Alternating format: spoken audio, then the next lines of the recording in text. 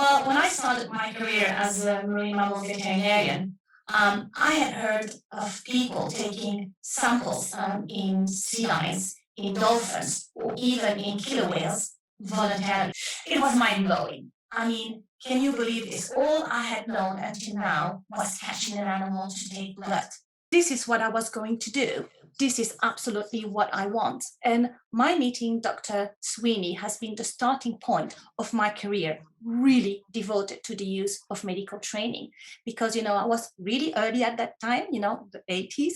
And I thought this is the best way that I can do to do good medical procedures, good healthcare of those animals, is to have direct contact with them. Now, don't we say that the eye is the windows of the soul, but it's also the window of their health. We want to have a good access to it.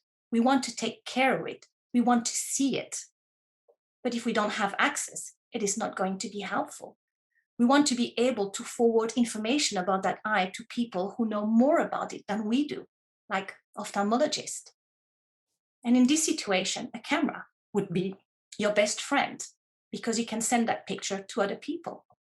But the trainer is your best friend, because how am I going to have access to the eye of this animal if I can't see it?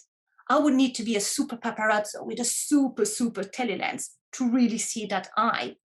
No, because the trainers have trained the animal to come near the camera, we can have this picture. And look at those beautiful ciliary body in the eye of a walrus.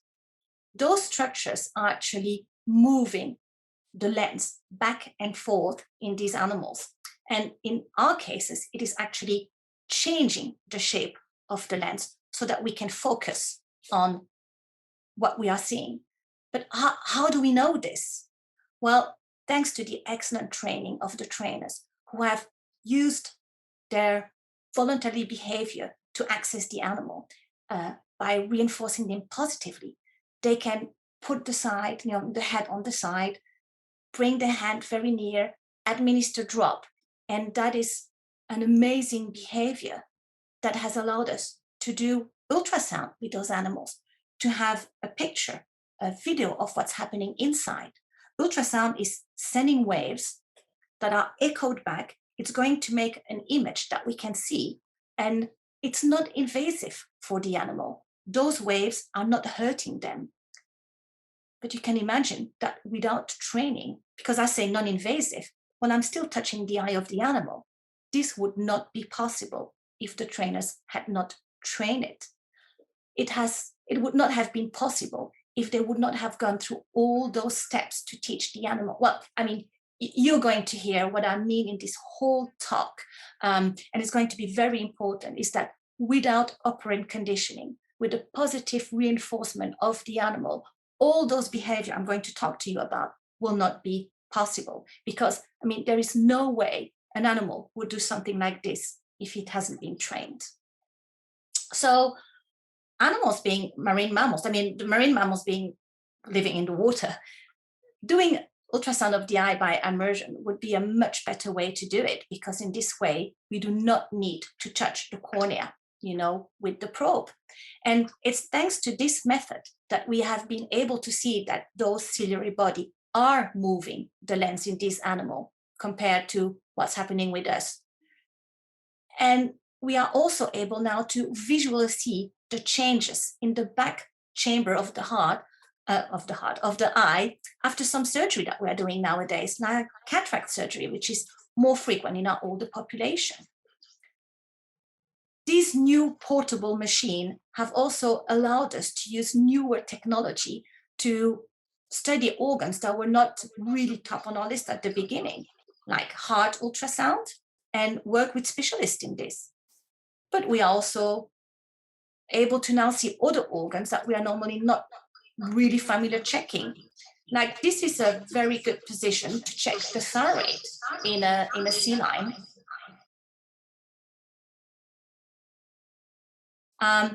And I found out that this is the best position to really control those thyroids in the animal. But I really need to trust the trainer need to have this good relationship with the animal, because you're not really going to do something like this if the animal is not well trained.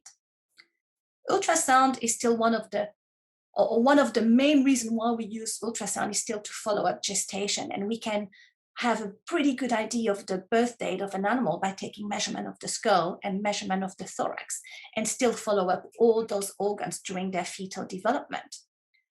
But knowing we want to go forward in the knowledge of reproduction, and for that we need to know the good cycle of the animal. We need to be able to check it every day, several times a day. But do you have time as a veterinarian to do it? Or how are you going to have a killer whale stay still for this?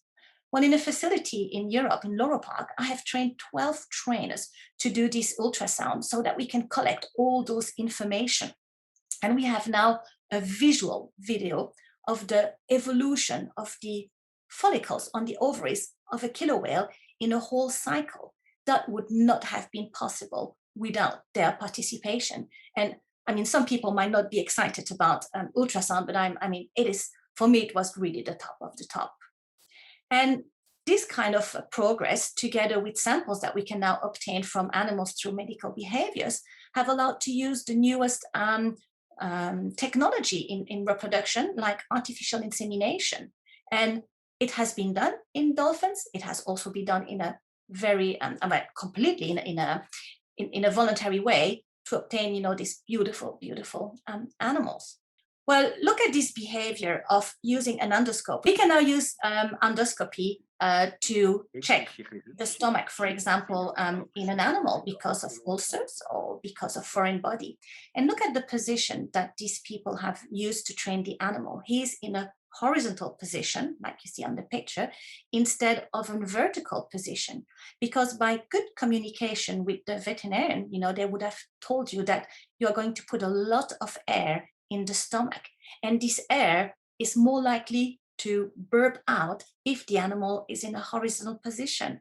Whereas if it's, in a vertical position, if it's in a horizontal position, it's more likely to stay in. And trainers are really ingenious because those materials are so costly. You do not want a dolphin to inadvertently bite on them. And so they have devised they have developed those devices where the animal needs to come and position himself. So it's protecting this very delicate and expensive piece of equipment, where at the same time, we can work with them in a voluntary way. But this is also new or used in other species. Now, take this bacteria, Helicobacter. It is responsible for a lot of chronic ulcers. And you want to take away that possibility compared to another one. If you can actually take a sample from the mucosa of your dolphin in a voluntary way, instead of anesthetizing it, it takes like a couple of minutes and you have an information that will be so helpful for all our medical aspect. Teeth, we talked about teeth. Well, do you know that teeth problem is actually one of the major cause of health problem in those animals? But sometimes we don't know because we can't have access to them. Or maybe people haven't paid enough attention to the teeth because we forget that this is really a base. So what kind of material can we use or device can we use to check this? X-ray, definitely. But X-ray is just like one picture in a moment. So you do need to desensitize your animal not to move when he's doing it. And your trainer, again, is an important step in this work. Dr. Paraga has done an excellent work in assessing the morphological changes in the bone of cetacean during their age. And so we can use this kind of information to assess the age of stranded animal, for example. And this has been possible thanks to the voluntary participation of a lot of facilities through voluntary training of their animals. But obviously we do radiology for a lot of other organs. And sometimes with ultrasound or with endoscopy or with X-ray, you find something that, well, you do need to anesthetize your animal to remove it. Or you might want to do a normal surgery, like a cataract surgery or whatever. So our surgery field nowadays, we should not be ashamed of it. It's top of the notch. And you can't do all surgeries voluntarily. Well, maybe someday we will get there, it's amazing how things evolve. But you can do quite some desensitization. You can desensitize your animal to be voluntarily blowpipe. Try to train them from early on to go into a squeeze cage, not forcing them. You can teach them to stay calm when the bars are going down. Give them a voluntary intramuscular shot. You can teach them to go into some special boxes for transport or to have access to a part of their body in a protective way. Now, animals that have been desensitized to breathe in a cone for anesthesia, for example, can readily be trained for more up-to-date studies on breathing. And listen to this sound, we can actually record and have information if they are breathing in a special device. We can learn more about the whole physiological, the whole lung physiology, and we can add information to Dr. Farman's study, where he's studying a lot about those animals' lung function. But we can also move a step further, and by using this specific device, we can actually connect it to an air circuit and define what is the volume that they are breathing. We can also connect them to the different control or monitors that we're using in an anesthesia and find out what is their CO2 expiration, how is their heart evolving during that way. And these are all complementary information that we can have to do a better anesthesia. Now, if we speak about dolphin anesthesia, it's still in infancy, though there's been recently a summary about 40 cases. But those respiratory studies that are done with dolphins, like teaching them to breathe into that special device, which is recording, the expiration of the CO2, of the oxygen. It's going to make a very good analysis of their metabolism. These are all parts of research that are also going to help us when we're going to anesthetize those animals. But this training can also be used for different purposes, medical purposes. So this is an animal that needs, so you can see it, look at it, look at this. He's breathing this aerosol medication that has been put into that container. And by the trainer teaching the animal to hold his breath and then breathe when the container is on it, this is how we are adapting all those different devices. And with the use of new technology, we are moving forward. And this 3D reconstruction of a fracture in a sea lion would not have been possible without a CT. We can really see where the C2 is fractured and completely embedded in C1. And we can see that there's a deviation of the rashi. This would not have been possible in a living animal without this technology, because this animal is still with us 10 years later. And people are even moving forward. People are now using voluntary training to scan a sea lion. Look at this animal. She's just listening to the voice of her trainer. You can just see her eyes moving. She's very still while she's been going or taken through the CT scan. What a wonderful work between the trainer and the animal. What a trust. And this is just an amazing way to see how we move forward with the use of technology. The next step, well, CT scan voluntary for dolphins. People are starting with this, but we have to realize that all this job is only possible thanks to the work of the trainers. They are the foundation pillar of all those voluntary behaviors we are now able to do with our animals. Without them, it wouldn't work. And we need to cherish them because it is so amazing what they do.